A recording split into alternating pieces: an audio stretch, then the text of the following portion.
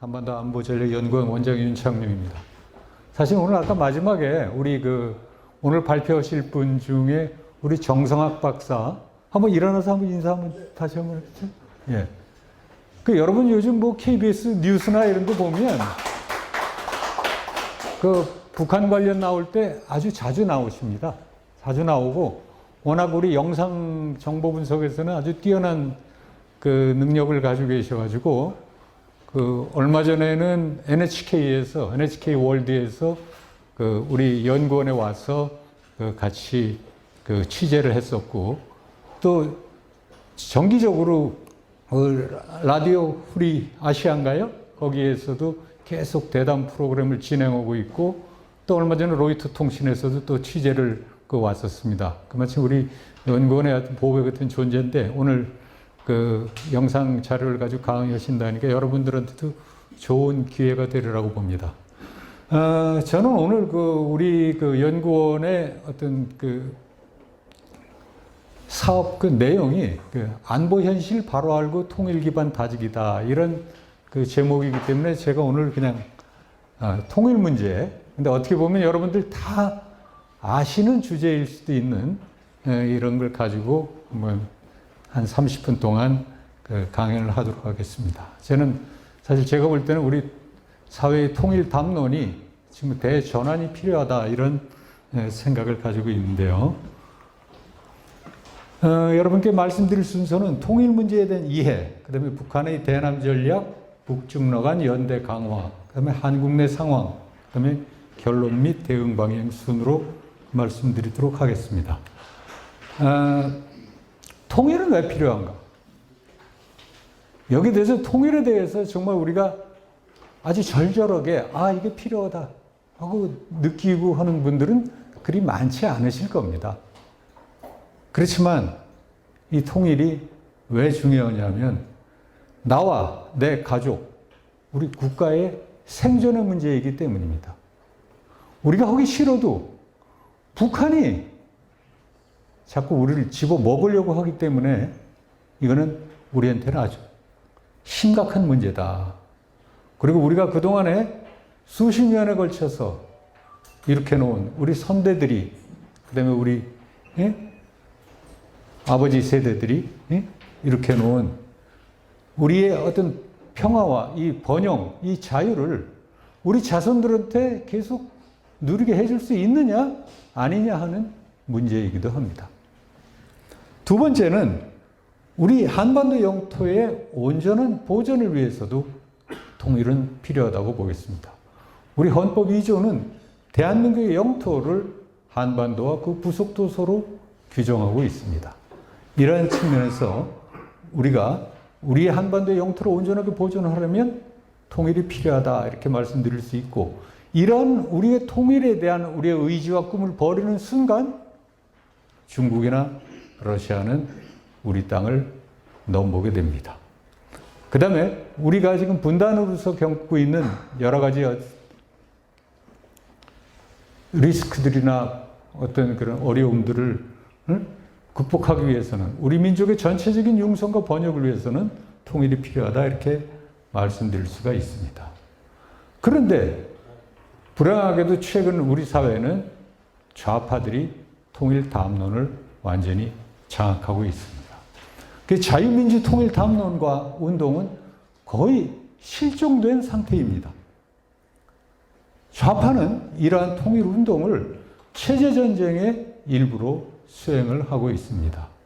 그리고선 자유민주 통일론자를 반통일주의자라고 매도를 하고 있고, 자기네들은 평화운동으로 위장하여 각종 세미나, 강연, 또한 학생들을 갖다 빨치산 전적지 데려가서 구경시켜주는 등을 통해서 우리 국민들, 젊은 세대들을 세뇌시키고 있습니다.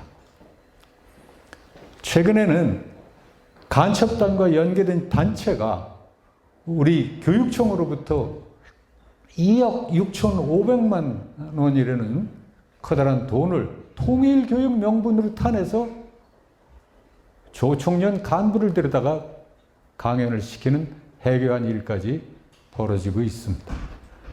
해외, 특히 미국 내 친북 인사들과 긴밀하게 연계하여 미국 내 좌파 인사들이 수시로 우리나라에 와서 강연을 하고 우리 국민들을 세뇌시키고 있습니다. 그런데도 우리 국가안보기관은 거의 형해화되다시피 해가지고 이러한 활동을 누구도 제대로 제어하지 못하고 있는 상황입니다.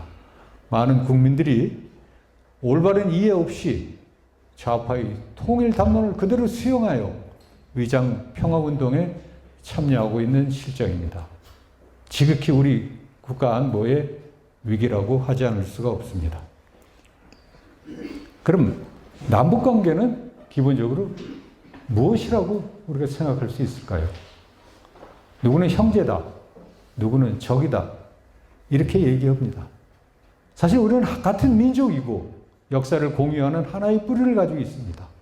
그렇지만 북한은 현재 우리 법적으로는 반국가단체로 규정되어 있습니다. 그리고 우리가 북한을 6.25 전쟁을 겪고 나서 그 이후로 늘 우리는 북한을 주적으로 생각해 왔어요. 그런데 김대중 정부와 문재인 정부를 거치면서 이 주적 개념을 없앰으로써 상당히 혼란을 가져왔습니다. 이제야 겨우 2022년에 국방 100세에 다시 적으로 다시 규정을 했습니다. 근데 여기서 적이라는 것은 우리 북한 동포를 얘기하는 것이 아닙니다. 김일성 족벌 체제, 이것이 우리의 적인 거죠. 그것을 따르는 무리가 적인 거지 북한의 동포가 우리 적이라는 의미는 아닙니다. 근데 국제사회는 우리 이러한 관계를 완전히 별개의 두 개의 국가로 보고 있습니다. 둘 다 유엔에 가입했고 대부분의 국가들과 다 각각 수교를 하고 있습니다. 근데 우리 남북한은 서로를 국가로 인정하지 않습니다. 대한민국 헌법에는 아까도 말씀드렸듯이 한반도와 부속도서, 북한 땅까지를 우리의 영토로 규정하고 있고 북한 또한 헌법에 앞서는 당 규약에 한반도 전체를 공산화하겠다는 의지를 명기하고 있습니다. 따라서 남북관계라는 것은 그 본질은 한반도 전체를 지배하려는 이질적인 두 체제, 즉 민주주의 공화정과 인민민주정, 이 두 개의 체제의 경쟁과 대립이라고 할 수 있고 이것은 1945년 우리가 해방된 이후 지금까지 하나도 변하지 않은 본질이라는 것을 여러분들이 이해하셔야 됩니다. 그럼 통일은 무엇인가? 국제정치학자들은 통합이라는 것은 개별적으로 분리되어 있는 단위들을 통일성 있는 체계의 구성 단위로 만드는 것이다. 이렇게 얘기하고 있습니다. 그리고 이 통합이야말로 외부로부터의 위협을 줄이기 위한 가장 이상적인 정책이라고 봅니다. 근데 이 통합에는 여러 가지 방법이 있습니다. 국가연합에서, 연방에서, 또 통일 등 여러 가지 있는데 이 중에서도 통일은 통합의 가장 극단적인 형태로 정치, 경제, 군사 모든 분야의 통합을 의미한다고 할 수 있습니다. 하지만 이 둘을 하나로 통합하는 데는 굉장한 어려움이 따릅니다. 우리 부부간에도 싸웁니다. 형제지간에도 싸웁니다. 하물며 이질적인 두 체제 사이에서의 통합이라는 것은 훨씬 더 복잡한 갈등이 내재되어 있다고 할 수 있습니다. 그럼 이 갈등의 핵심은 뭐냐? 어떻게 통할 것인가? 즉, 어떻게 하나를 이루고 어떻게 그 안에서 소통을 할 것인가 하는 문제입니다. 근데 결국은 이것은 그 방법론과 권력의 분배 문제입니다. 또 재산의 분배 문제이기도 합니다. 이러한 통일에 대한 어떤 기본적인 이해를 가지고 다음에는 북한의 대남 전략에 대해서 간략하게 짚어보도록 하겠습니다. 북한의 통일 방안은 여러분 다 알듯이 고려 연방제로 되어 있습니다. 고려 연방제는 1960년 8월 김일성이 처음으로 8.15 해방 15년 경축대회 연설에서 연방제 말을 처음으로 제기한 이후에 1973년 조국 통일 5대 방침을 발표하면서 고려 연방공화국 안을 제시하였습니다. 그리고 1980년 10월 달 노동당 제6차 당대회 시 고려민주연방공화국 창립 방안이라는 것을 북한의 최종 통일 방안으로 제시하였습니다. 그럼 이 통일 방안의 내용의 핵심은 뭐냐면 연방 통일 정부를 수립하고 외교 국방은 중앙정부가, 그 다음에 내정은 남한은 남한 정부가, 북한은 북한 정부가 한다는 얘기입니다. 이것을 학술적인 얘기로 하면 일민족, 일국가, 이제도, 이정부 형태다 이렇게 말씀드릴 수가 있습니다. 근데 우리가 여기서 중요시 얘기해야 될 것은, 눈여겨봐야 될 것은 이 방안 중에 자주적 평화통일 선결 조건이라는 것을 이 사람들이 내세웠습니다. 이 자주적 평화통일 선결 조건이라는 것이 뭐냐면 여러 가지가 있는데 핵심은 이 세 가지입니다. 남한 내에서 군사 통치를 청산하고 민주화를 이룩한다. 근데 두 번째, 미북 평화협정을 체결하고 주한미군을 철수시킨다. 세 번째는 미국의 2개 조선 책동 저지와 남한 내정 간섭을 종식시킨다는 내용입니다. 굉장히 이 선결 조건이 사실은 북한의 통일 방안의 핵심입니다. 우리가 2000년대 낮은 단계 연방제라고 해가지고 다시 조금 이거를 완화를 했지만 사실은 우리가 북한하고 협상을 해가지고 통일 방안에 대해서 최종적인 형태를 어떻게 할 것인가 이걸 협상하는 게 중요한 게 아닙니다. 사실 이 선결 조건을 없애도록 하는 게 제1의 목표가 되어야 됩니다. 이건 남한을 타도하는 거잖아요.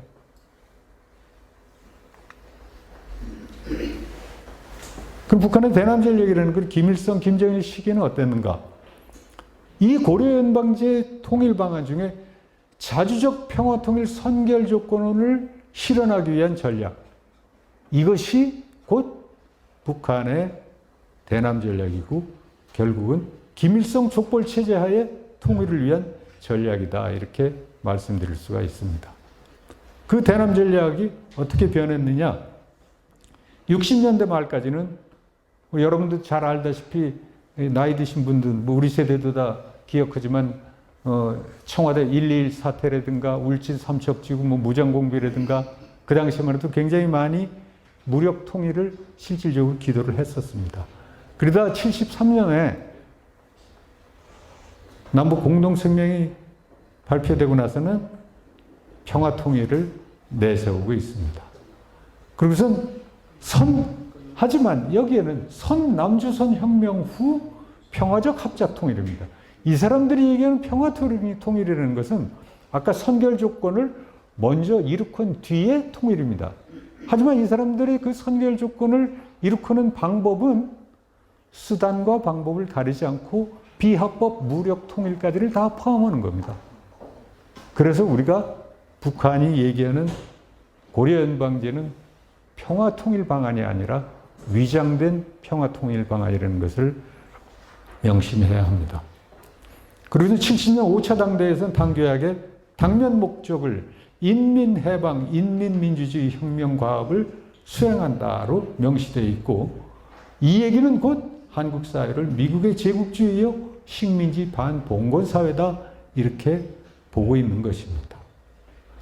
이것을 2010년 당 대표자 대회에서는 민족해방, 민주주의 혁명으로 당면 목적을 수정했습니다. 살짝 인민이라는 말을 뺐어요. 그리고 나서 지금까지 2016년 7차 당대회까지 계속 유지가 되어 왔습니다. 이런 표현들이. 이 사람들이 얘기하는 이 민주화, 이 평화를 지금 남한의 친북 세력들이 간판같이 내세우고 우리 사회를 현혹하고 있는 것입니다. 그럼 북한이 말하는 평화는 무엇일까요? 이 말을 한쪽적으로 김일성이 한 얘기가 있습니다. 남조선을 해방하고 조국을 통일하기 전에는 우리에게 평화란 있을 수 없다. 이러한 사실을 한순간도 잊어서는 안 된다고 얘기를 했습니다. 결국 북한이 말하는 평화는 주한미군이 철수하고 북한 주도의 통일이 이루어져서 남한으로부터의 위협이 없어진 상태를 말하는 것입니다. 이것이 북한이 얘기하는 평화입니다.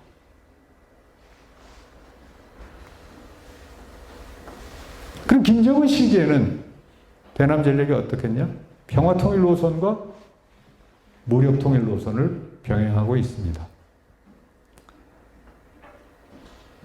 물론 이명박 정권까지, 문재인 정권까지 제한적인 군사적 모험화 평화 통일 노선을 견지해왔습니다.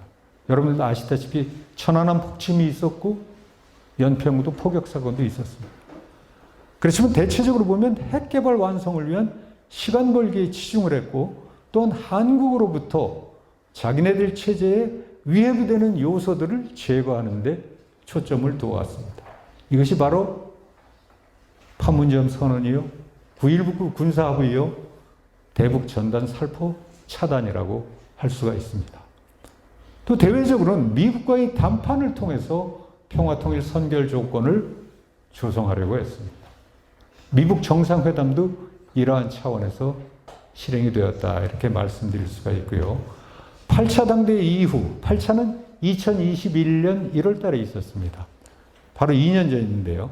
이때는 이미 핵 무력을 완성한 후인데, 이때는 핵 협박 공갈을 통한 무력 통일 정책을 추진하고 있습니다. 그 예로 핵 선제 공격을 법제화하고 본격적으로 지금 핵 타격 훈련을 실시하고 있습니다. 더군다나 얼마 전에는 핵을 포기하지 않겠다, 핵 무력을 강화하겠다는 얘기를 헌법에 삽입했습니다. 그리고 대남 관계를 김정은이가 대적 관계라고 바꿨습니다. 결국은 핵 공갈을 통해 남한 정부를 굴복시키거나 핵무기를 기반으로 무력 통일을 추진하는 것이다, 이렇게 볼 수가 있습니다. 그럼 노동당 8차 당대의 당규약 개정이 어떻게 되어 있느냐? 조선노동당은 온 사회의 김일성, 김정일 주의화를 당의 최고 강령으로 한다. 여기서 온 사회라는 것은 한반도 전체를 얘기하는 겁니다. 이게 강령으로 되어 있어요. 강령이라고. 규약에 그렇게 쓰여 있습니다. 그 다음에 당면 목적은 전국적 범위에서 사회의 자주적이며 민주주의적인 발전을 실현하는 데 있으며, 이렇게 바꿔놨어요. 근데 이 얘기는 결국은 자주적 평화 통일의 선결 조건에 해당하는 얘기입니다. 근데 최종 목적은 인민의 이상이 완전히 실현된 공산주의 사회를 건설하는 데 있다. 즉 통일의 모습을 상정하고 있는 겁니다. 이게 조선노동당 규약 최근에 개정된 내용입니다. 그럼 7차 때는 민족해방 인민민주주의 혁명이라고 했는데, 그 다음에 최종 목적을 온 사회를 김일성, 김정일 주의와 혹은 인민대중의 자주성을 실현하는 데 있다, 이렇게 얘기했었습니다. 근데 이런 걸 보고 일부 인사는 7차 당대회에 있던 얘기들을 없애고 그렇게 바꿔놓은 것은 두 개의 한국을 수용했다, 이렇게 얘기를 하고 있습니다. 대표적인 사람이 문재인 정권, 아니 노무현 정권 시절에 통일부 장관을 지냈던 이종석입니다. 이 사람은 노동당의 당명 목적 문구 수정을 보고 북한이 견지해온 남조선 혁명론의 근거 조항이 삭제된 것이다, 이렇게 얘기를 했어요. 더 나아가 북한의 대남 통일전선론이 약화돼 당규약에서는 사실상 남조선 혁명론이 소멸된 것이다, 이렇게 얘기했습니다. 이것도 그 당시에 언론에 아주 크게 나왔어요. 서울신문에도 나왔고 한겨레에도 나왔고 이렇게들 주장을 했습니다. 그러면서 북한이 이제는 남한과 장기 공존을 추구한다는 뜻한다, 이렇게 분석을 했습니다. 정말 그럴까요? 그럼 한번 보시죠. 문구를 공화국 국방부에서 사회주의 강성국가를 건설한다는 것을 공화국 국방부에서 부강하고 문명한 사회주의를 건설, 표현만 좀 바꿨을 뿐입니다. 이거는 북한 내부의 어떤 적인 얘기예요. 근데 그 밑에 전국적 범위에서 민족 해방, 민주주의 혁명 과업 수행을 전국적 범위에서 사회의 자주적이며 민주적인 발전을 실현한다. 이렇게 바꿨는데 여기서 얘기하는 사회의 자주적 발전이라는 것은 결국 무슨 얘기냐면 반미 자주화를 얘기하는 겁니다. 반미 자주화가 그 사람들에 대해서는 사회의 자주적 발전인 거예요. 즉 이것은 민족 해방입니다. 그 다음에 민주주의적인 발전은 뭐냐면 인민민주주의의 발전이에요. 반파시오 민주화, 즉 인민민주주의 혁명을 의미하는 것입니다. 그런데 이것이 대남수과 통일을 포기했다? 이렇게 통일부 장관을 했던 사람이 얘기하는 건 이건 이적 행위적인 얘기입니다. 최종 목적에서 김일성, 김정일 주의화를 인민의 이상이 완전히 실현된 공산주의 사회라고 바꿔놓은 겁니다. 우리 사회에서 김일성, 김정일 주의화 이거에 대한 거부 반응은 많아요. 그렇지만 공산주의 사회를 하는 것에 대해서는 의외로 많은 사람들이 찬동합니다. 해방 직후에 우리 상황이 그랬고 지금도 NL 계열이 아니라 PD 계열 사람들은 사회주의를 추구하고자 합니다. 그렇기 때문에 거기에 맞춰서 이렇게 표현을 바꾼 것에 불과한 겁니다. 그 다음에 통일조선 전략을 강화하고 있습니다. 해외 동포들을 애국 애족의 기치 아래 묶어서 조국의 통일 발전과 융성 번영을 위한 길에 적극 나서도록 한다. 이렇게 해놨어요. 이건 없었던 구문입니다. 여기에 따라서 지금 미국에서 활동하는 그 친북 인사들이 누구 많이들 있잖아요. 아주 자주 들어옵니다. 자주 들어와서 국내 좌파들하고 회의하고 강연하고 그걸 좋다고 우리 당에서는 또 돈 대주고 강연해주고 차비 주고 그러고 있는 거예요.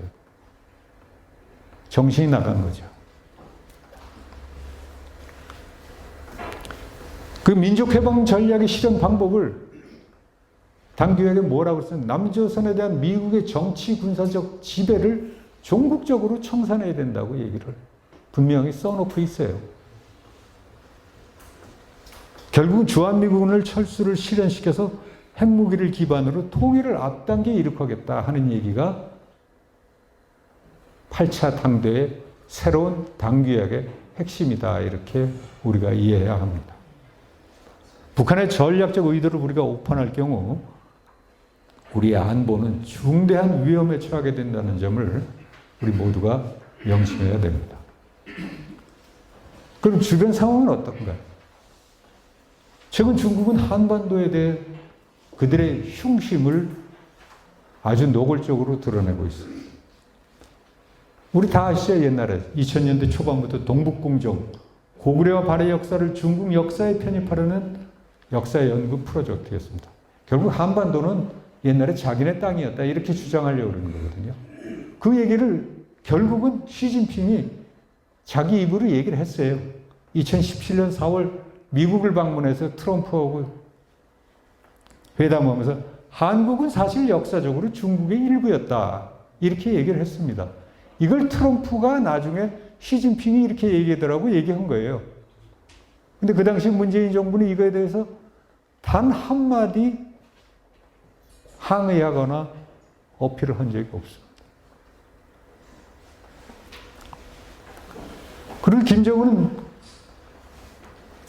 싱가포르 미국 정상회담을 앞두고 시작해가지고 중국을 그 전에 3회 그리고 그 이후에 해서 4차례나 방문했습니다.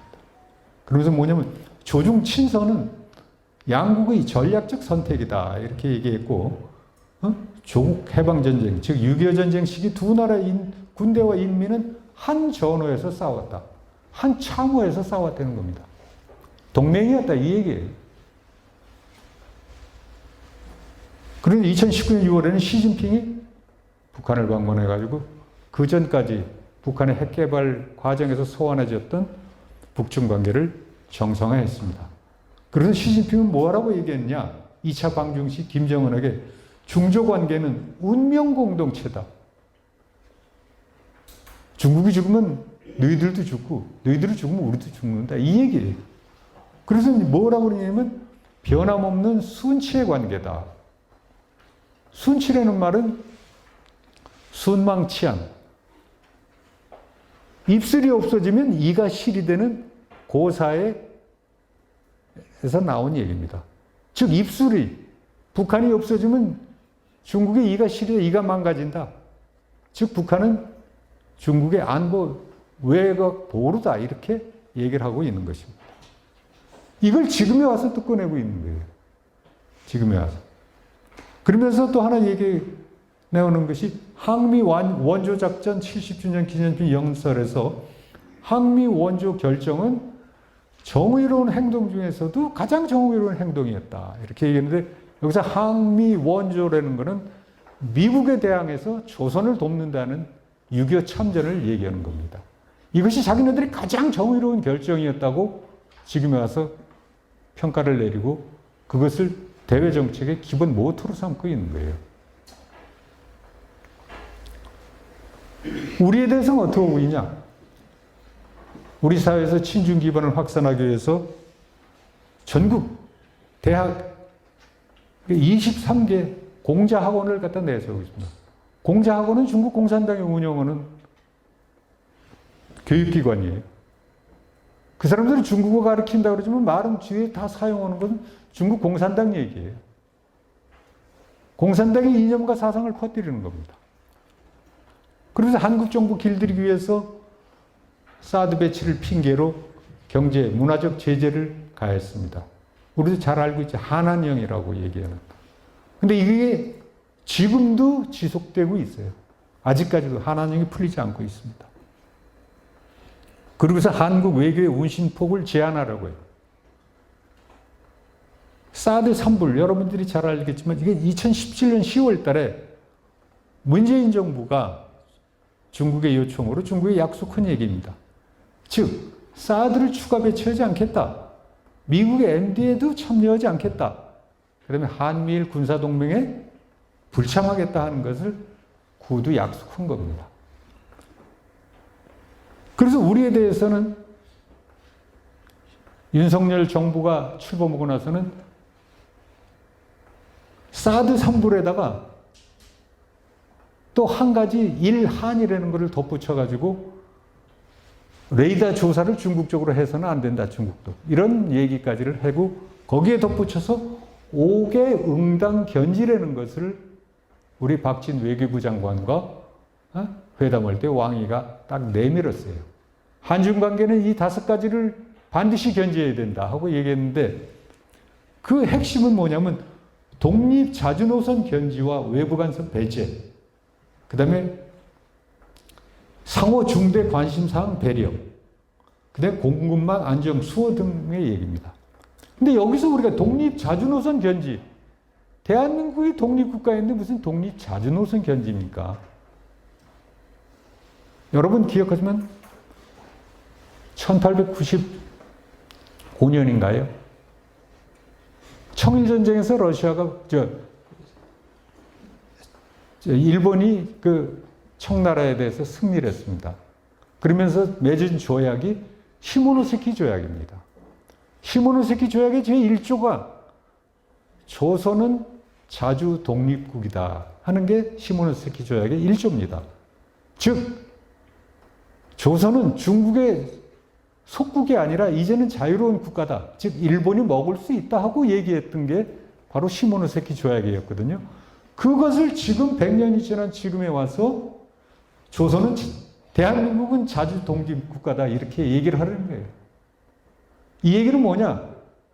대한민국을 1895년 이전에 중국과 조선 관계로 되돌려 놓겠다는 흉심이 여기 들어있는 겁니다. 그 다음에 상호 중대 관심사항 배려는 대만 문제에 대해서 왈가왈부하지 말라. 대만은 우리 땅이니까 이런 얘기를 그 당시 하는 거고, 그 다음에 공급망 안정 수호 이 얘기는 괜히 뭐 치포 동맹이니 뭐 이렇게 해가지고 미국의 반도체 동맹 이런 데 가입하지 말라 이렇게 협박을 하고 있는 거예요. 이게 5개 응당 견지입니다. 여기에다가 지난 2월 달에는 시진핑 글로벌 안보 이니셔티브 GSI라는 것을 상세 내용을 발표했는데 그 글로벌 안보 이니셔티브의 원칙이 뭐냐면 안보 불가분의 원칙입니다. 이거 사실 어려운 얘기, 안보 불가분, 이게 무슨 얘기일까? 이는 러시아가 우크라이나를 침략하면서 서방으로부터 요구했던 내용입니다. 이게 뭐냐면 한 나라의 안보 정책은 인접국의 안보 이익을 해쳐서는 안 된다 하는 것을 받아들이려는 얘기거든요.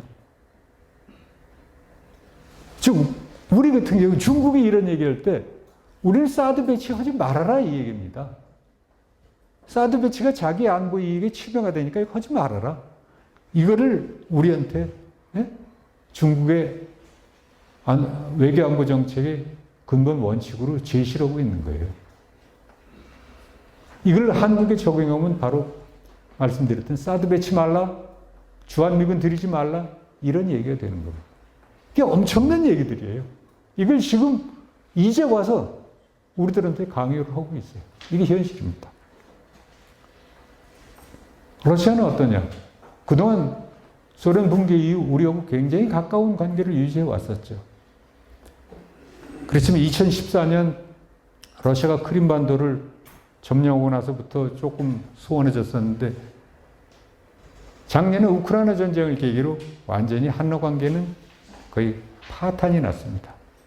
반면에 북한과의 관계는 굉장히 가까워졌어요. 물론 2019년에 김정은이 처음으로 블라디보스톡을 방문한 바가 있었습니다. 그렇다 그렇게 큰 관계 진전은 없었는데 우크라이나 전쟁이 딱 일어나고 북한은 러시아의 모든 행동을 갖다 전적으로 지원했습니다.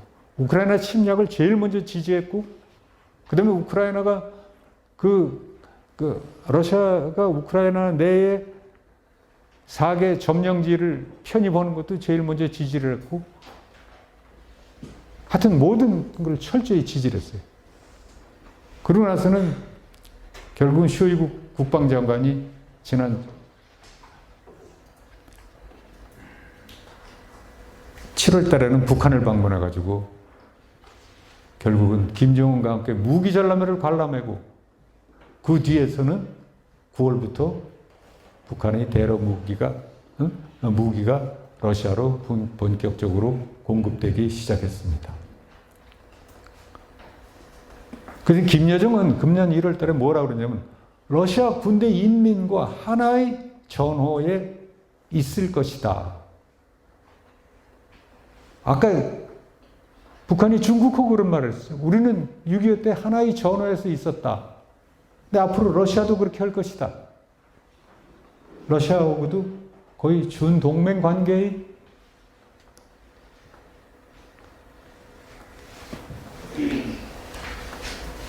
준동맹 관계로 이끌어 나가겠다. 이런 얘기를 표현한 것이라고 볼 수 있습니다. 그러고 나서는 최근에 김정은은 두 번째로 러시아를 방문해가지고 보스토치니 우주기지, 전투기 생산공장, 태평양 함대 등 러시아 주요 군수산업 및 군부대를 시찰했는데 이 얘기는 결국 무엇이냐?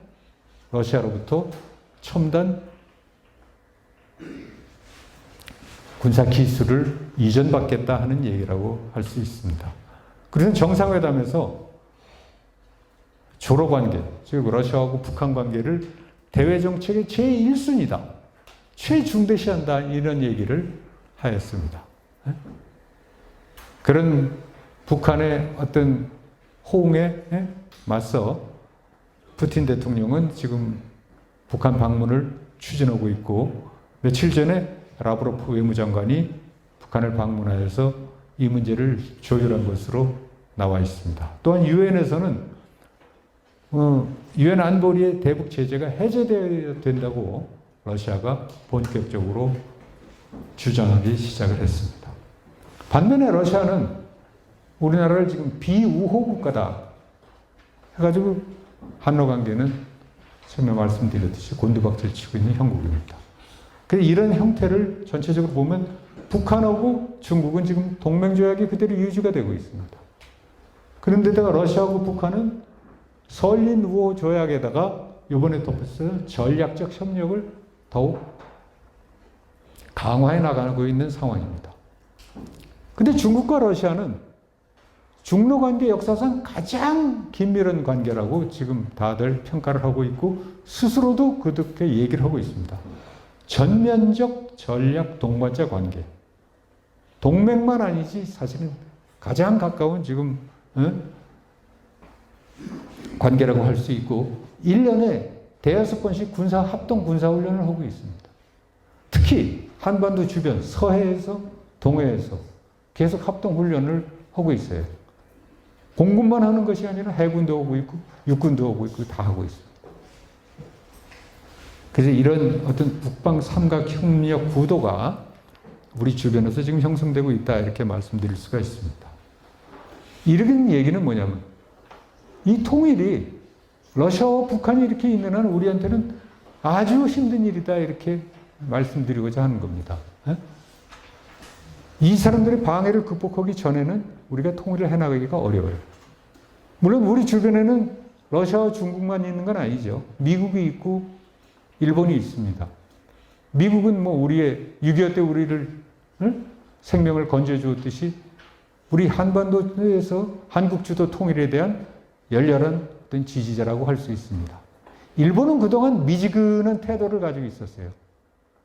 그런데 지난 9월 달에 한미일 정상의 캠프 데이비드 회의에서 뭐라고 얘기하냐면 일본이 자유민주주의화 통일을 지지한다고 처음으로 공식적으로 한반도에서의 한국 주도 통일을 지지를 했습니다.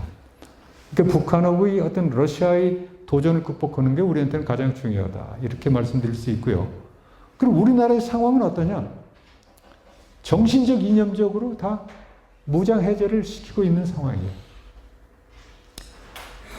아까 처음에도 말씀드렸듯이 2000년의 햇볕 정책, 6.15 남북 정상회담 이후 반정부 투쟁의 주도권은 민족해방파, 즉 NLD가 장악하고 있습니다. 그러면서 반제 반파쇼, 반미 반체제 투쟁을 정치 투쟁으로 몰고 가고 있고 이들이 또한 제도권으로 진출해가지고 우리 사회를 장악하고 있습니다. 여기서 군자산의 약속이라고 그랬는데 요거에 대해서는 조금 이따 설명드리겠습니다. 교육 분야에서는 전교조가 참교육, 문화, 교육, 평등 사회를 교육시키고 거기에다 은밀하게 반미, 반일 교육을 시켜오고 있고 문화투쟁에서는 북한에 대한 적개심을 제거하고 국민들한테 북한에 대한 우호적 감정을 심어주려고 노력하고 있습니다. 우리가 보면 문화부 장관에는 DJ 시절에는 박지원이, 노무현에는 이창동, 문재인 정부 시는 도종환 씨가 문화부 장관을 했습니다. 이들 다가 거의 다 북한하고 관계 있는 사람들은 문화부 장관에 앉혔었어요. 그러나 그 당시에 우리 여러분들이 잘 아는 영화 실미도, 태극기 휘날리며 웰컴 투 동막골.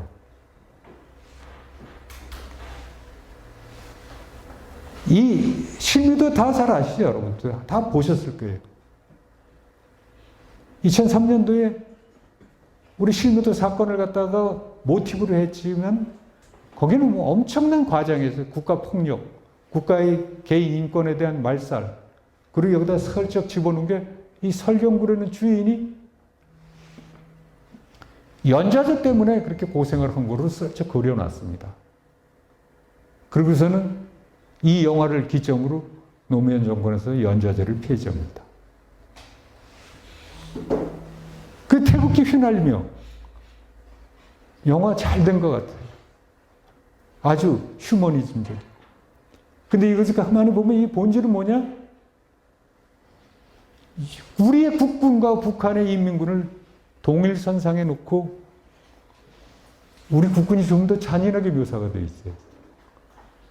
인민군에 대한 우리 적개심을 갖다 국민들에서 완전히 풀어놓는 겁니다. 그러고 나서 어디까지 가냐? 이제 웰컴 투 동막골에 오면 인민군하고 같이 우리 국군이 유엔군에 대해서 기총소사를 하는, 기총소사를 하는 유엔군에 대해서 같이 총을 겨누고 쏘는, 같이 외세에 대항하는, 이렇게 이 사람들의 어떤 그런 심리전이라든가 사람을 갖다가 동화시키는 기술은 우리가 상상하기 어렵습니다.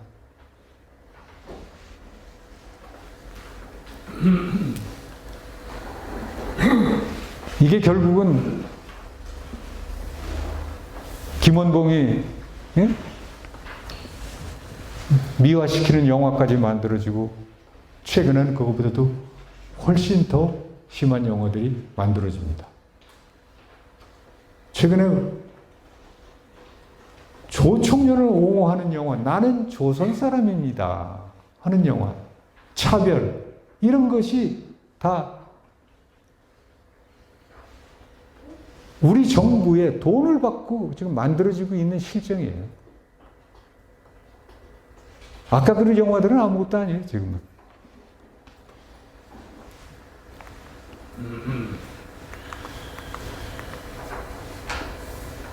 그러고서는 겉으로는 탈이념화를 주장합니다. 그건 언제적 얘기인데 무슨 이념 따지냐고. 근데 최근에 중국의 저명한 소설가 위화라는 사람이 있습니다. 이 사람이 자기 옛날에 경험을 하나 소개한 게 있어요. 그게 2000년도에 민족문학작가회의의 초청으로 한국을 방문했다 이겁니다. 근데 그 당시에 이문열 작가가 자기 존경하는 사람이라 그 사람을 만나고 싶어서 만남을 주선해달라고 얘기했더니 민족문화작가회의, 이 사람들은 뭐라고 그랬냐면 이문열은 우파라 만날 수 없다고 얘기했다는 거예요. 이걸 지금 와서 증언으로 봅니다. 이 얘기는 뭐냐면 그동안 좌파는 말은 탈이념화 주장하면서 아주 철저하게 이념에 기반해가지고 우리 사회를 갈라치게 하고 다른 사람들을 우파를 배제했다는 것을 의미하는 것입니다. 그래서 좌파들이 자신들의 이념을 감추고 민주, 민족, 인권, 평화, 통일 이런 얘기로 우리 국민들을 현혹시키고 있어요. 하지만 이 사람들이 얘기하는 민주가 뭐고 평화가 뭐고 아까 제가 말씀드렸듯이 그 본질을 정확하게 이해해야만 합니다. 저는 지금도 기억이 납니다.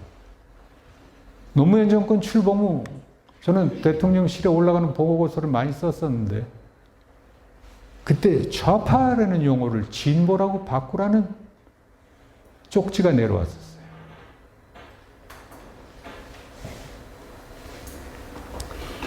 그 뒤로 우리는 시민단체는 다 시민단체가 아니고 시민단체하고 보수단체를 구분해서 얘기하기 시작했습니다.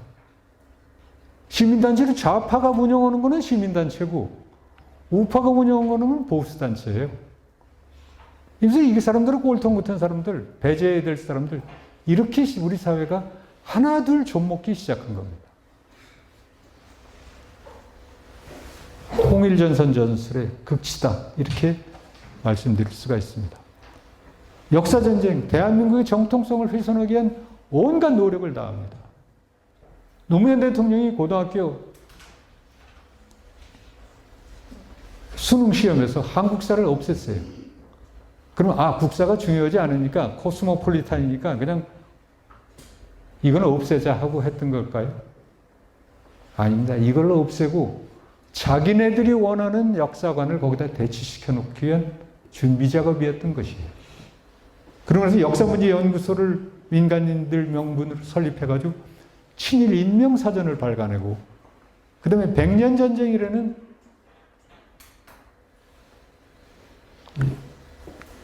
프로그램을 만듭니다. 그 다음에 4.3 사태를 미화하고 박진경 대령의 추모비 철책을 둘러가지고 훼손시켜 놓고 제주 4.3 평화기념관, 평화공원 지금 제주도에 가면 다 4.3 관련된 데에 대한 유적지 복원시켜 놓고 그거 답사시켜 놓고 이때 4.3 사태가 시민항쟁이었다고 이렇게 주장을 하고 있는 겁니다. 법률 전쟁에서 고위공직자 수사처, 공수처를 만들어 놓고 검경 수사권 조정해가지고 실질적으로 우리 정부의 국가의 수사 기능을 갖다가 무력화시키고 있어요. 그 진실화를 위한 과거사 정리위원회라는 걸 만들어가서 과거 공안 사건을 재심해가지고 좌익 활동을 민주화로 둔갑시키고 돈을 주고 있는 겁니다. 여기는 우리 선배들도 아주 많이 고통을 겪으신 것으로 알고 있습니다. 그리고 김명수 대법원장은 이 100년 전쟁에 대해서 2013년도에 방통위원회가 이건 방송하면 안 된다고 제재를 했었어요. 그랬더니 그걸 2019년도에 와서 대법원장 취임하고 얼마 안 되고 나가지고 이거 그 당시 방통위 제재가 위법이라고 판결을 했습니다. 왜 김명수를 대법원장에 앉혔는지 이 하나만 봐도 우리가 잘 알 수 있는 거예요. 그래서 지금 100년 전쟁을 또다시 틀어볼 수가 있는 겁니다. 이게 100년 전쟁 포스터예요. 이 100년 전쟁 우리 사회가 주도권을 장악하기 위해서 100년 동안 싸우고 있는데 이 싸움의 주도권이 두 세력이 누구냐? 하나는 레지스탕스예요. 하나는 콜라보. 콜라보는 뭐냐? 부역자, 협조자라는 뜻이죠. 이 콜라보의 대부가 이승만이요, 박정희라는 겁니다. 그리고 이 레지스탕스의 대부가 이 사람들이 내세운 거는 김구를 내세우고 윤봉길을 앞서서 포스터에 내오고 있지만 또 안중근도 내오고 있지만 그 뒤엔 여운형이나 뭐나 좌파들을 저기다 다 집어넣고 있는 겁니다. 이 좌파들 자기네들은 레지스탕스예요.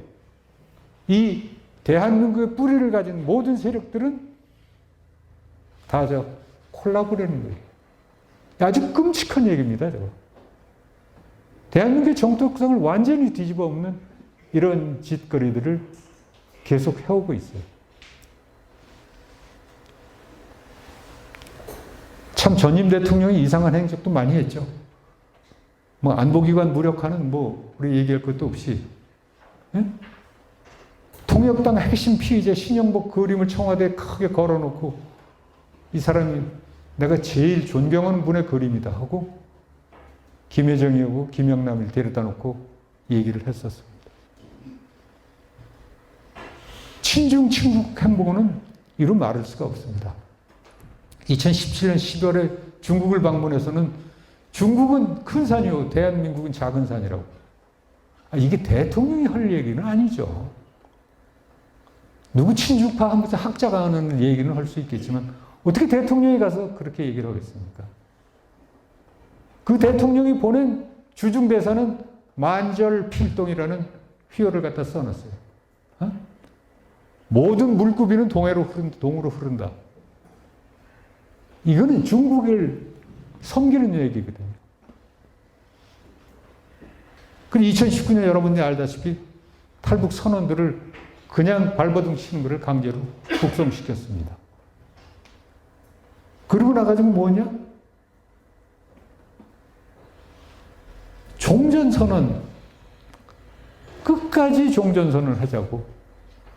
그 종전선언은 결국 뭘까요? 평화협정 체결하고 주한미군 철수로 이어지는 거예요. 그건 뭐냐? 북한의 평화통일 선결 조건입니다. 과연 무엇을 하는 사람이었는지 잘 모르겠어요. 이제는 아주 공공연하게 공산주의자 복권 및 찬양을 합니다. 우리 명동 앞에 롯데호텔 앞에 있는 조선공산당 창당대회 장소에 표지석을 떡하니 설치를 하질 않나. 김원봉을 갖다 미화하는 영화를 만들어 놓고 지금 밀양에서는 김원봉이가 밀양 사람이거든요. 거기서는 김원봉 미화를 추진합니다. 여러분 잘 알다시피 홍범도를 육사에다 갖다 흉상을 안치하지 않나. 이제는 정일성이를 가지고 미화시키고 생가를 복원하고 거리명을 갖다 붙이고 음악회를 열고 공원까지 만들겠다고 지금 광주에서 하고 있는 거예요. 근데 이 사람들이 누구인지를 알면 도저히 그럴 수가 없는 겁니다. 북한에 올라가서, 물론 광복군 부사령관을 했지만 북한에 올라가서 국무위원, 국가검열상을 하고 노동상 국무위원을 하고 했던 사람을, 그런 김원봉이에요. 어떻게 그걸 미화할 수 있겠어요?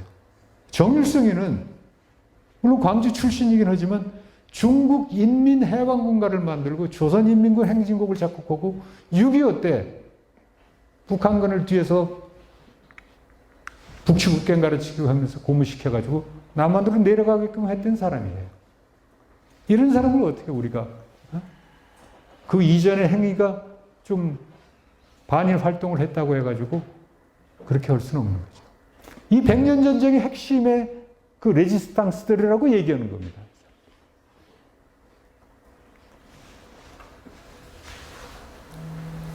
그럼 군자산의 약속이라는 걸 제가 우리 사회가 어떻게 이렇게 좌파 세력이 잡게 됐나 하는 것을 살펴보도록 하겠습니다.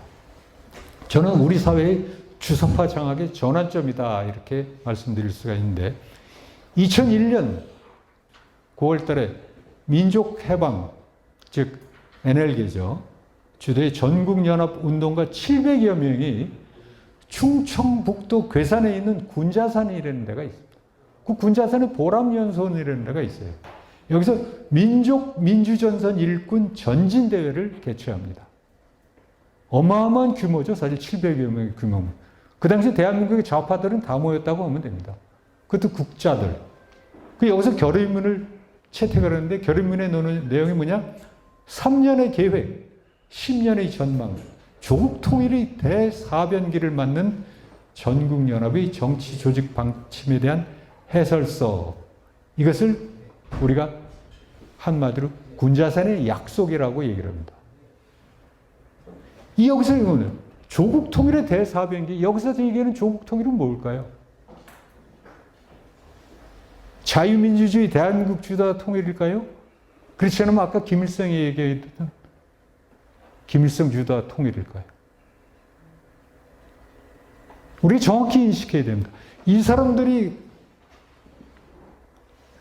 조국 통일 방안을 얘기하고선 거기서 뭐라고 얘기했냐면 그것을 실현하기 위해서 민노당을 통해 제도권으로 진출해라 하고 결의를 합니다. 근데 각종 시민단체에 들어가 주도권을 장악하라 하는 게 이 군자산의 약속의 핵심입니다. 즉 조국 통일 대사변기를 맞이하여서 조국 통일의 여건을 성숙시키기 위해서 제도권으로 다 들어가라.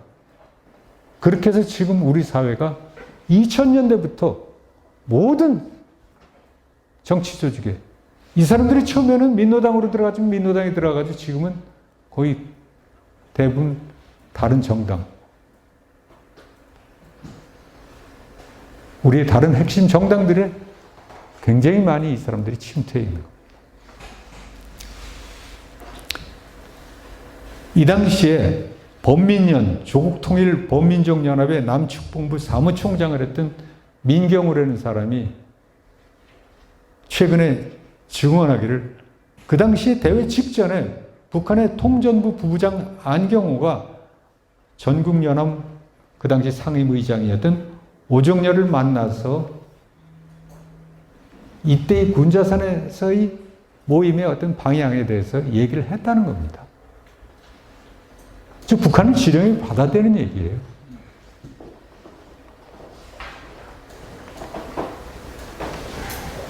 그래서 결론은 좌파와 종북 세력이 우리 통일과 평화 담론을 지배하고 있다. 그러므로서 우리 한국 사회는 통일 지상주의, 즉 북한 체제 통일도 좋다는 이런 얘기까지가 나오고 있고 북한 동주 세력이 확산하고 있다.